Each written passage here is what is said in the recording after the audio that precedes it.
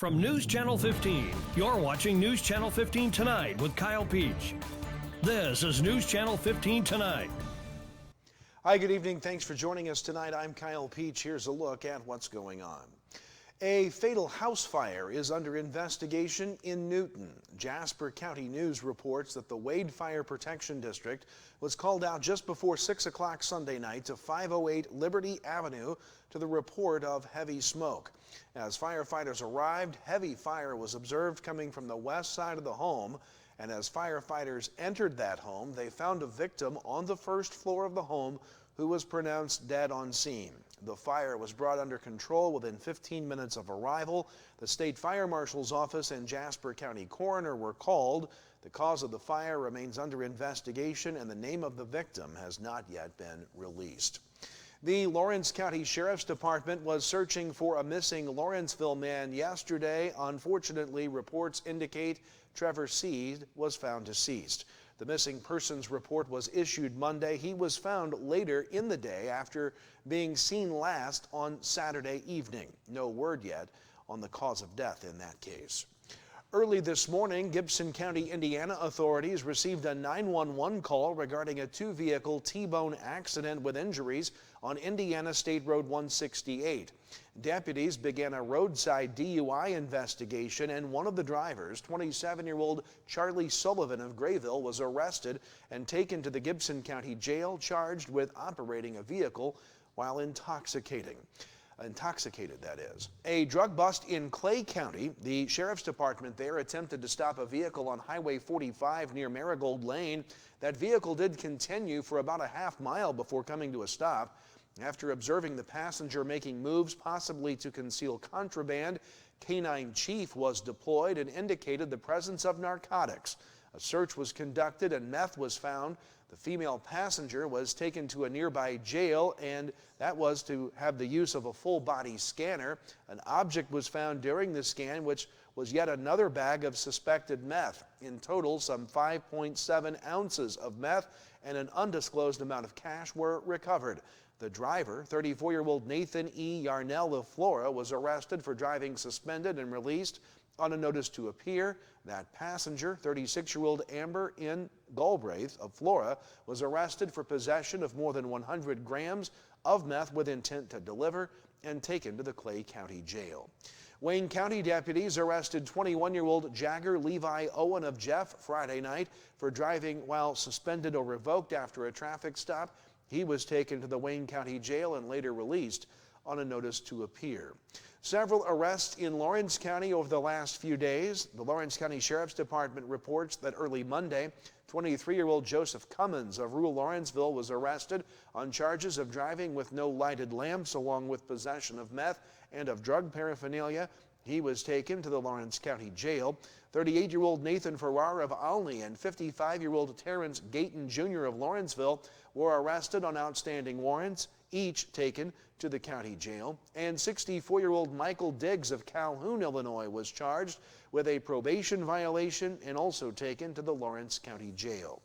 Alney police report 4 recent arrests. Back on April 3rd, 57-year-old Jeanette L. Bird of Alney was arrested on an Effingham County failure to appear warrant.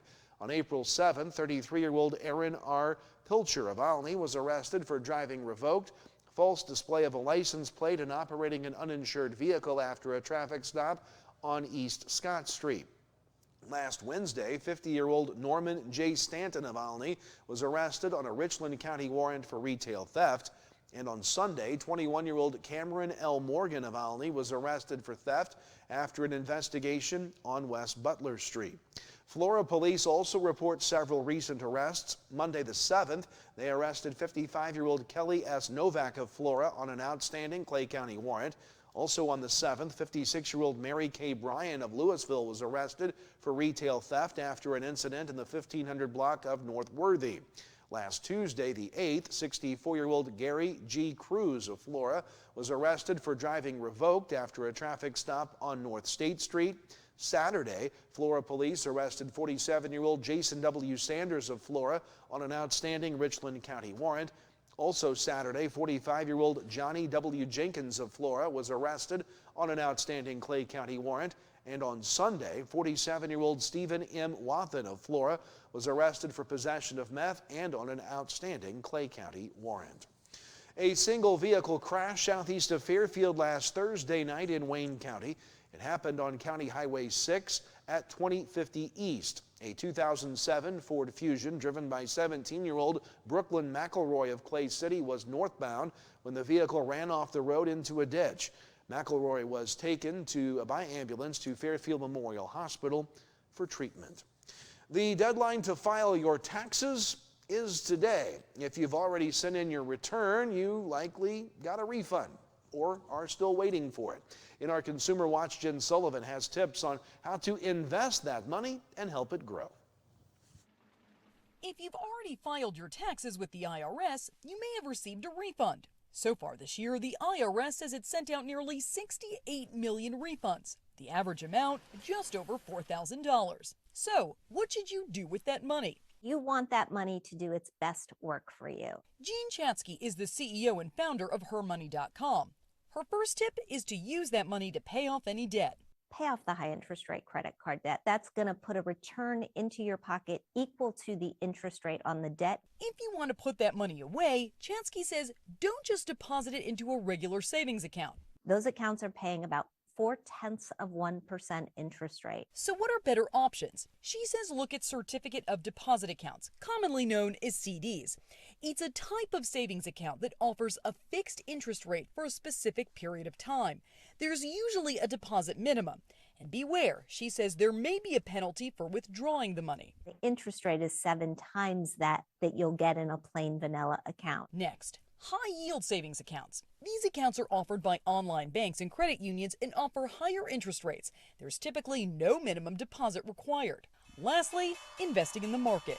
The markets can go up and down, and this is money that we don't need in the short term. It's money that we can afford to let ride for a little bit longer. If you choose that option, Chatzky recommends diversifying the types of stocks you invest in and try not to panic when the market goes down. For Consumer Watch, I'm Jen Sullivan. Thanks, Jen, for that. Stay with us. A look at your forecast is next, and then sports. Stay with us. At Wabash General Hospital Senior Enrichment Center, we believe that sometimes a helping hand is all it takes for seniors to get their lives back on track. Our dedicated team of healthcare professionals are here to offer guidance and support, helping navigate the unique health and lifestyle concerns faced by seniors. Whether dealing with feelings of anxiety, loneliness, or unresolved grief, struggling with changes in mood or concentration, or coping with health-related challenges, we're here for you. Call Wabash General Hospital Senior Enrichment Center at 618-263-9116. Life doesn't slow down for busy families. From early practices to late night games, every moment matters. That's why First National Bank offers online tools to fit into your schedule no matter how hectic it gets. From mobile banking to quick check deposits, First National Bank makes it easy to keep up with life and stay on top of your finances. No matter the schedule, First National Bank keeps you in the game. Equal housing lender, member FDIC. Illinois lawmakers are back in Springfield to finalize a new budget for the coming fiscal year as the General Assembly winds down its spring session. Join Illinois lawmakers and the Capital News Illinois team of veteran State House reporters with weekly on-the-scene coverage through adjournment at the end of May. Illinois lawmakers, now a public service of Capital News Illinois.